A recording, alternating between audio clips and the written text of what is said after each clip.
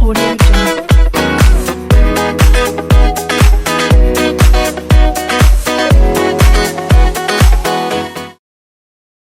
Oh, hi everybody, I'm Precious and you're welcome back to my channel Beyond the Blows, where we'll talk about everything affecting our present reality. Well, I'd like to say a big thank you to every person who has supported with likes, shares and subscribes. Now, the topic of this episode is going to be love. Is it really enough? Well, what is love? Love could just be simply defined as an amorous feeling each person has for another person.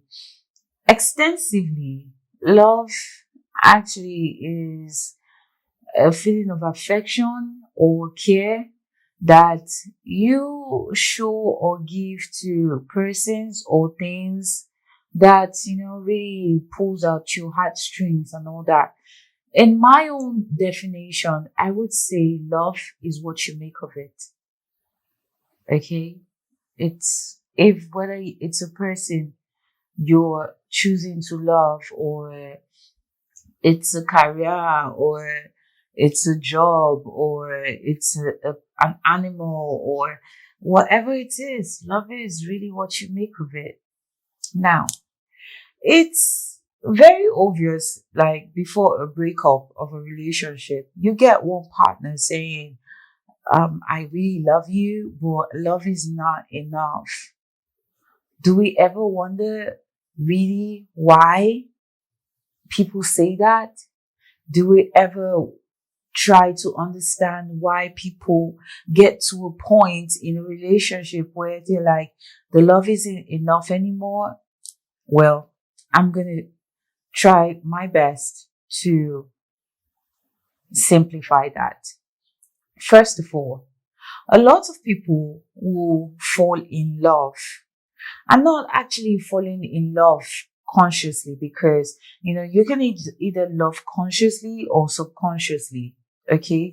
Now, subconsciously, when a person falls in love subconsciously, is usually the physical or emotional attraction. And when you say a person has fallen in love subconsciously, it could most times be from trauma bonding. What is trauma bonding? Is like, one person experiences one kind of trauma at one certain point in their life, and then they meet somebody who kind of makes them feel better and less stressed psychologically about that trauma, and then they fall in love. Now, it is going to surprise you that a lot of relationships today are not consciously in love. Like, they didn't choose to be in love with each other. They didn't choose to stay together because they chose that partner. Most times people fall in love either, when a guy has mommy issues, maybe his mom or his mom wasn't around, wasn't available for most part of his life, and he meets a girl who is loving and kind and caring. He immediately feels attached to her because what he's used to is apathy. So that empathy that he's missing in himself calls out to him, which is almost like trauma bonding. So he's more in love with that person, okay? Or he has fallen for that person because that person is able to satisfy a part of himself that he is not yet in touch with. Same thing when a girl falls in love with a guy who is protective and provides, because she's probably coming from a family where she didn't get to experience that much protection and provision. That's not real, true love. That's not genuine love. That's a love that stems from a subconscious reality. Now, in that case where a person has fallen in love out of trauma bonding or an unhealed situation, it's not genuine, it's not wholesome. When the relationship or the magical sensation of that relationship begins to fade away, then you find that these people can no longer understand the reason why they fell in love, because there was an attraction that got them into loving the other person. And the moment they can't feel that attraction anymore, what happens? It's like they start missing some part of themselves, because this love wasn't done genuinely. It wasn't done from a wholesome part of themselves. So when it is said, is love enough? What it means is, number one, the purest and most genuine form of love is a kind of love you feel for a person when you are whole in yourself. You know, you have come into full realization and an actualization of who you are and your energies. That means you operate in a balanced energy of apathy and empathy. You operate in a balanced energy of femininity and masculinity. You know, it's like a whole person looking at another person and deciding. Now, it should be understood that genuine love is a choice. It is not a magical sensation that you feel for a person. It isn't just a physical attraction or a sexual attraction or an emotional attraction. No, no, no, no, no. This is a choice. Genuine love is a choice to be responsible to this person, a choice to care for this person, a choice to be given to this person, a choice, okay, to give commitment to that person. Now, another situation where a person could say, well, love is not enough is because, well, it's really not a compatible relationship. Because some people go into love because of just the feelings, or go into relationships because of the feelings they are having. But it's important for us to realize, okay, that love is not just about, oh, I'm feeling mushy about this person. I care about this person and this is why. No, no, no, no, no. It goes beyond that. First of all, there has to be a conscious need to love this person, to commit to this person, to be with this person despite the ups and downs. So if a person consciously decides to love another person and that other person is not reciprocating that love, then in that situation, love is not enough. Why?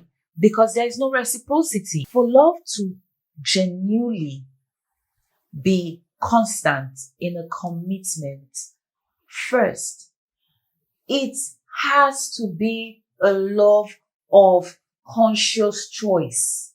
Meaning, I choose you, not because you're the prettiest person I've ever seen or something, but I've chosen you. I've chosen to build with you. I've chosen to commit to you. I've chosen to live my life with you.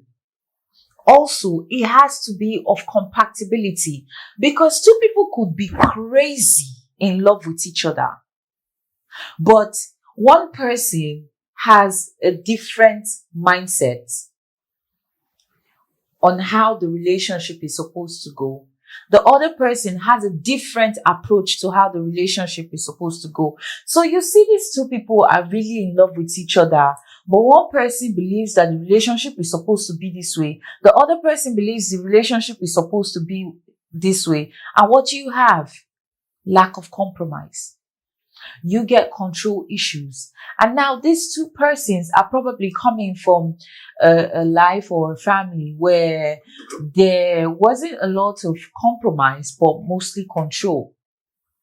So in a situation where there is love and there is commitment, but there is a lack of compatibility, love will not be enough unless those two partners decide that, okay, since we love each other and we want to stay committed, how are we going to work through this? Can you compromise on this? And I'm going to compromise on this. Because if two persons are in a loving relationship and one person is thinking about this way, this is how my life is supposed to be, this is how the relationship is supposed to be, and this other person is thinking this in this other way, there is going to be problems. Eventually, that beautiful relationship, that magical relationship is going to fall apart.